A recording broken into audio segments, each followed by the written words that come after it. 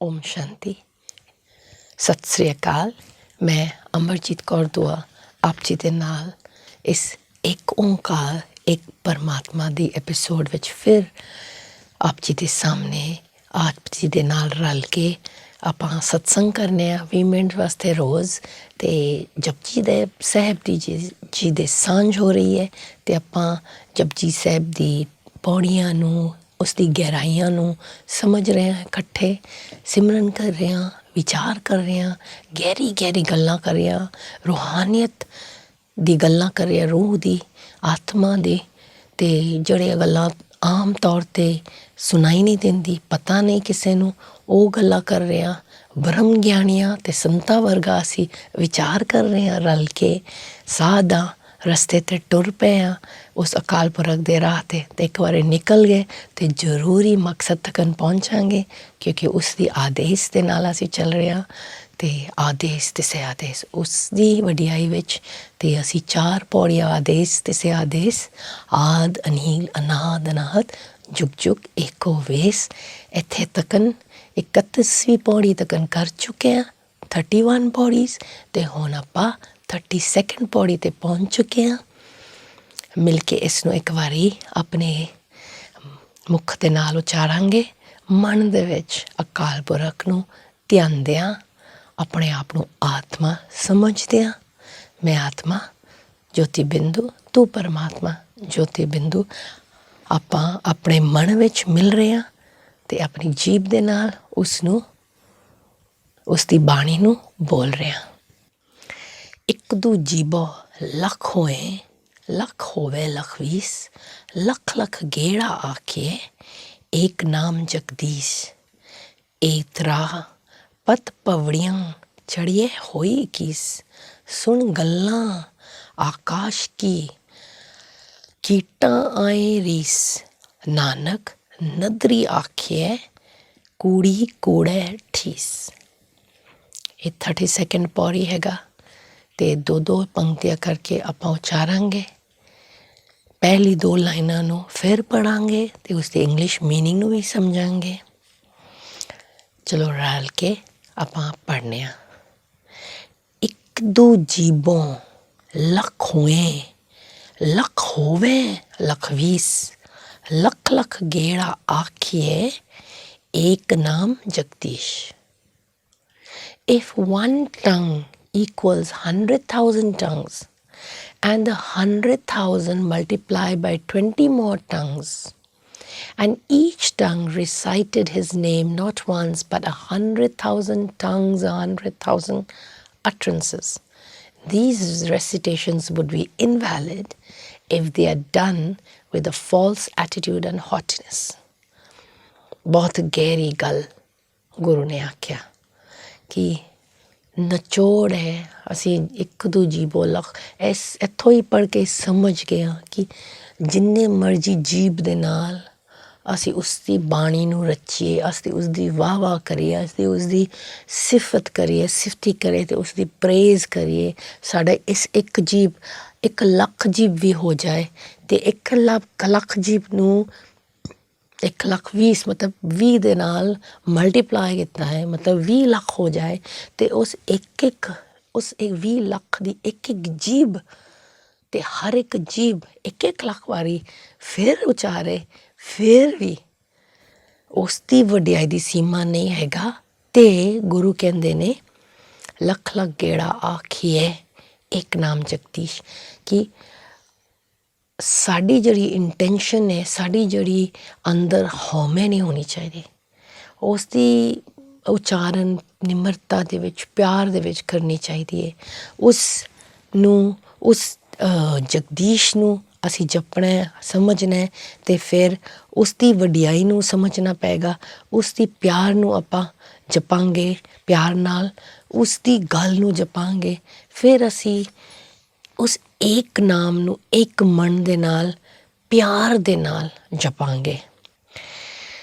ਇਹ ਬਹੁਤ ਹੀ ਪਿਆਰ ਦੇ ਨਾਲ ਗੁਰੂ ਨੇ ਸਾਨੂੰ, ਕਿੰਨੇ ਪਿਆਰ ਦੇ ਨਾਲ, ਕਿ these recitations would be invalid if they are done with a false attitude and haughtiness। ਮਤਲਬ ਕਿ ਜੇ ਅਸੀਂ ਉਸ ਦੀ ਸੱਚੀ ਪਿਆਰ ਦੇ ਵਿੱਚ ਨਹੀਂ ਉਸ ਦੀ ਸਿਫਤ ਕੀਤੀ, ਉੱਤੋਂ ਕੀਤਾ ਹੈ। ਸਾਨੂੰ ਕਿਸੇ ਨੂੰ ਨਹੀਂ ਪਤਾ ਚੱਲੇਗਾ, ਅਸੀਂ ਦੁਨੀਆ ਨੂੰ ਧੋਖਾ ਦੇ ਸਕਦੇ ਹਾਂ, ਆਪਣੇ ਆਪ ਨੂੰ ਵੀ ਧੋਖਾ ਦੇ ਸਕਦੇ ਹਾਂ, ਪਰ ਉਸ ਅਕਾਲ ਦੀ ਪੁਰਖ ਉਹ ਮਨ ਦੀ ਗੱਲ ਨੂੰ ਪਹਿਚਾਣਦਾ, ਉਹ ਆਪਣੇ ਦਿਲ ਦੀ ਗੱਲ ਨੂੰ ਪਹਿਚਾਣਦਾ, ਕਿਉਂਕਿ ਅਕਾਲ ਪੁਰਖ ਮਨ ਹੈਗਾ, ਉਸ ਦੇ ਮਨ ਦੇ ਫੀਲਿੰਗਸ ਹੈਗਾ, ਦਿਲ ਹੈਗਾ, ਇਮੋਸ਼ਨਸ ਹੈਗਾ, ਅਤੇ ਉਹ ਇੱਕ ਦੂਜੇ ਦੇ ਕਨੈਕਸ਼ਨ ਮਨ ਦੇ ਨਾਲ, ਦਿਲ ਦੇ ਨਾਲ, ਫੀਲਿੰਗਸ ਦੇ ਨਾਲ, ਵਿਜ਼ਨ ਇਨਰ ਵਿਜ਼ਨ ਦੇ ਨਾਲ, ਬਾਹਰਲੀਆਂ ਗੱਲਾਂ ਨਹੀਂ ਹੋ ਰਹੀਆਂ ਇੱਥੇ। ਅਤੇ ਇਸ ਵਾਸਤੇ ਜਪੀਏ, ਉਸ ਦੇ ਨਾਮ ਲਈਏ, ਇਸ ਜੀਭ ਨੂੰ ਸਫਲ ਕਰੀਏ, ਕਿ ਜੀਭ ਹੋਣ ਦਾ ਵੀ ਇਹਦਾ ਮਤਲਬ ਹੈ ਇਹਦਾ ਰਸ ਪਾਈਏ ਪਰ ਦਿਲੋਂ। ਇਹ ਤਰ੍ਹਾਂ ਪੜ੍ਹੀਆਂ ਚੜ੍ਹੇ ਹੋਏ 21 ਸੁਣ ਗੱਲਾਂ ਆਕਾਸ਼ ਕੀ ਕੀਟਾਂ ਆਈ ਰੀਸ। ਇੱਥੇ ਤੱਕਨ ਪਹਿਲਾਂ ਅਸੀਂ ਸਮਝੀਏ। The stairs that lead to the path of union with His greatness can be climbed only in utter and true selflessness. The assumption that mere numerous recitations of His name, without that essential egoless attitude, can His grace gain, is akin to ants assuming that by simply hearing of the sky's vastness, they can the limits of the heavens reach or encompass. ਇੱਥੇ ਬਹੁਤ clear ਦੇ ਨਾਲ Guru ji example ਨਾਲ ਦੇ ਰਹੇ ਨੇ ਕਿ ਜਿਵੇਂ ਸੁਣ ਗੱਲਾਂ ਆਕਾਸ਼ ਕੀ, ਮਤਲਬ ਆਕਾਸ਼ ਦੀਆਂ ਗੱਲਾਂ ਸੁਣ ਕੇ ਕੀਟਾਂ ਆਈ ਰੀਸ, ਕੀੜੀ ਮਕੌੜੇ ਛੋਟੇ ਸਮਝਦੇ ਨੇ ਕਿ ਅਸੀਂ ਉਸ ਦੀ ਸੀਮਾ ਨੂੰ ਪਾ ਲਿਆ, ਸਮਝ ਲਿਆ, ਉਸ ਦੀ ਵਡਿਆਈ ਨੂੰ ਸਮਝ ਲਿਆ। ਇਸੇ ਤਰ੍ਹਾਂ ਅਸੀਂ ਕਈ ਵਾਰੀ ਵਾਹ ਦੇ ਵਿੱਚ, ਉਸ ਦੀ ਸਿਫਤ ਦੇ ਵਿੱਚ ਅਸੀਂ ਕੀੜਿਆਂ ਵਰਗਾ ਸਮਝਦੇ ਹਾਂ ਕਿ ਅਸੀਂ ਉਸ ਦੀ ਸੀਮਾ ਨੂੰ ਪਾ ਚੁੱਕੇ ਹਾਂ, ਅਸੀਂ ਉਸ ਦੀ ਵਡਿਆਈ ਨੂੰ ਸਮਝ ਗਏ ਹਾਂ। ਜਿੰਨਾ ਵੀ ਅਸੀਂ ਸਮਝ ਸਕਦੇ ਹਾਂ, ਅਸੀਂ ਫਿਰ ਵੀ ਨਹੀਂ ਸਮਝਿਆ, ਘੱਟ ਹੀ ਸਮਝਿਆ। ਸਮਝੋ ਇੱਥੇ ਅਸੀਂ ਕੀੜੇ ਹਾਂ, ਛੋਟੀ ਜਿਹੀ ਕੀੜੀ ਆ, ਅਤੇ ਉਹ ਆਕਾਸ਼ ਦੀ ਗੱਲ ਨੂੰ ਕਿਵੇਂ ਸਮਝੇਗੀ? ਕੋਸ਼ਿਸ਼ ਕਰ ਸਕਦੇ ਹਾਂ ਉਸ ਦੇ ਨਾਲ ਲਿਵ ਜੁੜ ਕੇ, ਪਰ ਫਿਰ ਵੀ ਨਹੀਂ ਸਮਝ ਸਕਦੇ। ਅਤੇ ਫਲ ਵੀ ਉਵੇਂ ਹੋਏਗਾ ਜੇ ਅਸੀਂ ਆਪਣੇ ਆਪ ਨੂੰ ਨਿਮਾਣਤਾ ਦੇ ਵਿੱਚ, ਉਸ ਅਕਾਲ ਪੁਰਖ ਨੂੰ ਈਗੋਲੈਸਨੈਸ ਦੇ ਵਿੱਚ, ਸਹੀ ਐਟੀਟਿਊਡ ਦੇ ਵਿੱਚ, ਉਸ ਦੀ ਕਿਰਪਾ, ਉਸ ਦੀ ਬਖਸ਼ਿਸ਼ ਦੇ ਇੰਤਜ਼ਾਰ, ਉਸ ਕੋਲੋਂ ਕਹਿਣਾ, ਉਸ ਕੋਲੋਂ ਲੈਣਾ ਹੈ, ਉਸ ਦੀ ਕਿਰਪਾ, ਉਸ ਦੀ ਪ੍ਰਸਾਦ ਲੈਣੀ ਹੈ, ਉਹ ਫਿਰ ਅਸੀਂ ਬੋਲ ਪਾਵਾਂਗੇ ਸਹੀ ਤਰੀਕੇ ਦੇ ਨਾਲ। ਇਹ ਤਰ੍ਹਾਂ ਪੜ੍ਹੀਆਂ ਚੜ੍ਹੇ ਹੋਈ 21, ਕਿ ਇੱਥੇ ਇੱਕ ਰਾਹ ਦੀ ਗੱਲ ਕਹਿ ਰਹੇ ਨੇ ਕਿ ਅਸੀਂ ਕਿਸੇ ਸੀੜੀ ਦੇ ਉੱਤੇ ਚੜ੍ਹ ਪਏ ਹਾਂ, ਟੁਰ ਪਏ ਹਾਂ, ਉਸ ਅਕਾਲ ਪੁਰਖ ਦੇ ਨਾਲ, ਉਸ ਦੀ ਵਡਿਆਈ ਦੇ ਨਾਲ ਮਿਲਨ ਕਰਨ ਵਾਸਤੇ। ਜਿਵੇਂ ਕੋਈ ਇਸਤਰੀ ਆਪਣੇ ਪਤੀ ਦੇ ਨਾਲ ਤੁਰ ਪੈਂਦੀ ਹੈ, ਆਪਾਂ ਆਪਣੇ ਅਕਾਲ ਪੁਰਖ ਪਤੀ ਦੇ ਨਾਲ ਮਿਲਣ ਵਾਸਤੇ ਟੁਰ ਪਏ ਹਾਂ। ਉਸ ਅਕਾਲ ਪੁਰਖ ਨੂੰ ਅਸੀਂ ਪਤੀ, ਪਤਨੀ, ਪਿਤਾ, ਮਾਤਾ, ਸਾਜਣ ਸਭ ਕੁਝ ਬਣਾ ਸਕਦੇ ਹਾਂ। ਪੋਤਾ, ਪੋਤੀ, ਬੇਟਾ, ਬੇਟੀ, ਭੂਆ, ਫੁੱਫੜ, ਸਭ ਰਿਸ਼ਤੇ ਉਸ ਦੇ ਵਿੱਚ ਦੇਖਣਾ। ਅਤੇ ਅਸੀਂ ਇੱਥੇ ਗੁਰੂ ਕਹਿੰਦੇ ਨੇ ਕਿ ਯੂਨੀਅਨ, ਮਤਲਬ ਕਿ ਉਸ ਪਤੀ ਪਤਨੀ ਦੀ ਯੂਨੀਅਨ ਵਿੱਚ ਜੇ ਆਪਾਂ ਅਕਾਲ ਪੁਰਖ ਦੀ ਰਾਹ 'ਤੇ ਟੁਰ ਪਏ ਹਾਂ, ਕਿ ਉਹ ਸਾਜਣਣਾ ਮੇਰਾ ਸਾਜਣਣਾ, ਨਿਕਟ ਖਲੋਏੜਾ ਮੇਰਾ ਸਾਜਣਣਾ, ਇਹ ਰਾਹ 'ਤੇ ਉਸ ਦੇ ਨਾਲ ਅਸੀਂ ਟੁਰ ਪਏ ਹਾਂ। ਚੜ੍ਹੇ ਹੋਏ 21, ਇਹ ਅਸੀਂ ਸਿਰਫ ਉਸ ਦੀ ਨਿਮਰਤਾ ਅਤੇ ਨਿਮਾਨਤਾ ਵਿੱਚ ਅਸੀਂ ਚੜ੍ਹ ਸਕਦੇ, ਉਹ ਵੀ ਨਹੀਂ ਚੜ੍ਹ ਸਕਦੇ, ਉਸ ਦੀ ਕਿਰਪਾ ਦੇ ਨਾਲ ਚੜ੍ਹ ਸਕਦੇ। ਅਤੇ ਇੱਥੇ ਗੱਲ 21 ਦੀ ਗੱਲ ਹੋ ਰਹੀ ਹੈ, ਮਤਲਬ ਕਿ ਫਿਰ ਆਪਾਂ 21 ਜਨਮਾਂ ਦਾ ਫਾਇਦਾ ਮਿਲੇਗਾ ਸਾਨੂੰ, ਜੇ ਅਸੀਂ ਆਪਣੇ ਮਨ, ਤਨ, ਧਨ ਉਸ ਨੂੰ ਅਰਪਾਂਗੇ। ਆਪਣਾ ਸਾਰਾ ਕੁਝ ਉਸ ਦੇ ਵਾਸਤੇ, ਉਹਨੇ ਤਾਂ ਦਿੱਤਾ ਸਾਨੂੰ ਸਾਰਾ ਕੁਝ ਇੱਕ ਵਾਰੀ ਵਿੱਚ, ਹੈ ਨਾ। ਅਤੇ ਅਸੀਂ ਆਏ ਹਾਂ ਇਸ ਦੁਨੀਆ ਵਿੱਚ ਖਾਲੀ, ਅਤੇ ਜਾਵਾਂਗੇ ਵੀ ਖਾਲੀ। ਇੱਥੇ ਜਿਹੜੇ ਰਹਿ ਰਹੇ ਹਾਂ ਉਸ ਦੀ ਕਿਰਪਾ ਦੇ ਨਾਲ ਮਿਲੀਏ, ਉਹਨੇ ਸਾਨੂੰ ਇੱਥੇ ਪਾਇਆ ਇਸ ਮਾਂ ਦੇ ਗਰਭ ਵਿੱਚ, ਅਤੇ ਇਸ ਮਾਂ ਦੇ ਗਰਭ ਵਿੱਚ ਪਲਦਿਆਂ ਸਾਨੂੰ ਇਹ ਸਾਰਾ ਕੁਛ ਮਿਲਿਆ। ਅਤੇ ਇਸ ਤਰ੍ਹਾਂ ਆਪਾਂ ਇਸ ਦੁਨੀਆ ਵਿੱਚ ਆਏ ਹਾਂ ਅਤੇ ਉਸ ਦੀ ਕਿਰਪਾ ਦੇ ਨਾਲ ਜੋ ਸਾਡੇ ਕੋਲ ਹੈ ਅਸੀਂ ਲੈ ਕੇ ਤਾਂ ਨਹੀਂ ਆਏ ਅਤੇ ਜਾਵਾਂਗੇ ਵੀ ਕਿ ਕੁਛ ਲੈ ਕੇ ਨਹੀਂ ਜਾਣਾ। ਆਤਮਾ ਤਾਂ ਖਾਲੀ ਮਟੀਰੀਅਲਿਜ਼ਮ ਤੋਂ ਉੱਤੇ, ਅਤੇ ਉਸ ਦੇ ਨਾਲ ਜੇ ਅਸੀਂ ਇਸ ਰਾਹ 'ਤੇ ਚੜ੍ਹੇ ਹੋਏ ਕਿ ਫਿਰ ਸਾਨੂੰ 21 ਜਨਮ ਦਾ ਫਾਇਦਾ ਹੈਗਾ। ਇੱਥੇ ਗਿਆਨ ਮੁਤਾਬਿਕ ਜਿਹੜਾ ਅਸੀਂ ਸਿੱਖਿਆ 21 ਜਨਮ ਮਿਲਦਾ ਹੈ ਸਤਯੁਗ ਵਿੱਚ। ਕਿੰਨੀ ਸੋਹਣੀ ਗੱਲ ਹੈ ਨਾ ਕਿ ਇਸ ਇੱਕ ਜਨਮ ਦੇ ਹੁਣ ਅੰਤ ਵਿੱਚ ਅਸੀਂ ਜੇ ਰੱਬ ਨੂੰ ਪਿਆਰ ਕਰਾਂਗੇ, ਉਸ ਨੂੰ ਯਾਦ ਕਰਾਂਗੇ, ਉਸ ਦੇ ਨਾਲ ਲਿਵ ਲਾਵਾਂਗੇ, ਉਸ ਦੇ ਹੁਕਮ ਵਿੱਚ, ਉਸ ਦੇ ਪਿਆਰ ਦੇ ਵਿੱਚ, ਉਸ ਦੇ ਨਾਲ ਗੋਬਿੰਦ ਮਿਲਨ ਕਰਾਂਗੇ ਅਤੇ ਉਸ ਕੋਲੋਂ ਸ਼ਕਤੀਆਂ ਲਾਂਗੇ ਅਤੇ ਨਿਮਰਤਾ ਅਤੇ ਪਿਆਰ ਦੇ ਵਿੱਚ ਉਸ ਦੀ ਗੱਲ ਨੂੰ ਮੰਨਾਂਗੇ, ਉਸ ਦੇ ਹੁਕਮ ਵਿੱਚ ਚੱਲਾਂਗੇ। ਫਿਰ ਅਸੀਂ 21 ਜਨਮ ਦਾ ਰਿਜ਼ਲਟ, ਮਤਲਬ ਕਿ ਅਸੀਂ ਐਫਰਟ ਹੋਣੇ ਕਰ ਰਹੇ, ਇਮਤਿਹਾਨ ਹੁੰਦੇ ਰਹੇ, ਪਰ ਜਿਹੜਾ ਫਲ ਮਿਲਣਾ, ਜਿਹੜਾ ਡਿਗਰੀ ਮਿਲਣਾ, ਉਹ 21 ਜਨਮਾਂ ਦਾ ਲੋਟਰੀ ਮਿਲਣਾ। ਇੱਕ ਜਨਮ ਦਾ ਨਹੀਂ ਸਤਿਯੋਗ, 21 ਜਨਮ ਦਾ। ਅਤੇ ਕਿਉਂ ਨਾ ਅਸੀਂ ਚੜ੍ਹੀਏ ਉਸ ਰਾਹ 'ਤੇ, ਉਸ ਅਕਾਲ ਪੁਰਖ ਨੂੰ ਮਿਲਣ ਵਾਸਤੇ। ਅਸੀਂ ਕੀਟਾਂ ਛੋਟੀ ਜਿਹੀ, ਪਰ ਅਸੀਂ ਚੱਲ ਸਕਦੇ ਹਾਂ ਉਸ ਦੇ ਰਾਹ 'ਤੇ, ਬਸ ਨਿਮਰਤਾ ਅਤੇ ਨਿਰਮਾਨਤਾ ਦੇ ਵਿੱਚ, ਉਸ ਦੀ ਵਡਿਆਈ ਦੇ ਵਿੱਚ। ਫਿਰ ਆਪਾਂ ਵੀ ਸਿਰਫ ਉਹ ਨਹੀਂ ਕਿ ਬਸ ਗੱਲਾਂ ਆਕਾਸ਼ ਦੀ ਸੁਣੀ ਅਤੇ ਆਈ ਰੀਸ ਵਿੱਚ ਨਹੀਂ, ਉਸ ਈਗੋ ਵਿੱਚ ਨਹੀਂ ਕੀਟਾ ਵਰਗਾ ਕਿ ਆਕਾਸ਼ ਦੀ ਗੱਲ ਸੁਣੀ ਪਹਿਚਾਣ ਲਿਆ, ਨਹੀਂ, ਇਹ ਗੱਲ ਨਹੀਂ। ਉਹ ਫੀਲਿੰਗ ਦੇ ਨਾਲ, ਪਿਆਰ ਦੇ ਨਾਲ ਉਸ ਨੂੰ ਮਿਲਦਿਆਂ ਸ਼ਰਮ ਕਰਨੀ ਪੈ ਗਈ, ਸਪਿਰਿਚੁਅਲ ਐਫਰਟ ਕਰਨੀ ਪੈ ਗਈ। ਉਹ ਜਦ ਅਸੀਂ ਕਰਾਂਗੇ ਫਿਰ ਜ਼ਰੂਰ ਅਸੀਂ ਉਸ ਦੀ ਦਰਗਾਹ ਤੱਕ ਪਹੁੰਚਾਂਗੇ। ਨਾਨਕ ਨਦਰੀ ਪਾਈਏ ਕੂੜੀ ਕੂੜੈ ਠੀਸ। O Nanak, only with your glance, ever so merciful, can one achieve closeness and gain approval. Without that, all praises and recitations of any kind are an added illusion of one's ego, merely the play of the mind. Nanak, Guru Nanak ਇੱਥੇ ਫਿਰ ਸੱਚੇ ਸੁੱਚੇ ਰੂਪ ਵਿੱਚ ਉਸ ਅਕਾਲ ਪੁਰਖ ਦੀ ਗੱਲ ਕਰ ਰਹੇ ਨੇ ਕਿ ਮੈਂ ਇਸ ਤਰ੍ਹਾਂ ਸਮਝ ਗਿਆ, ਅਕਾਲ ਪੁਰਖ ਇਸ ਤਰ੍ਹਾਂ ਕਹਿ ਰਹੇ ਨੇ ਕਿ ਨਦਰੀ ਪਾਈਏ ਜੇ ਕੀ ਹੋਏ ਕੂੜੀ ਕੂੜੈ ਠੀਸ। ਉਸ ਦੀ ਜੇ ਅਸੀਂ ਨਦਰ ਪਾਣੀ ਹੈ ਆਪਣੇ ਵਿੱਚ, ਉਸ ਦੀ ਕਿਰਪਾ ਲੈਣੀ ਹੈ, ਅਤੇ ਫਿਰ ਕੂੜੀ ਕੂੜੈ ਠੀਸ, ਉਸ ਕੂੜ ਨੂੰ ਪਹਿਚਾਨਣਾ ਪਏਗਾ,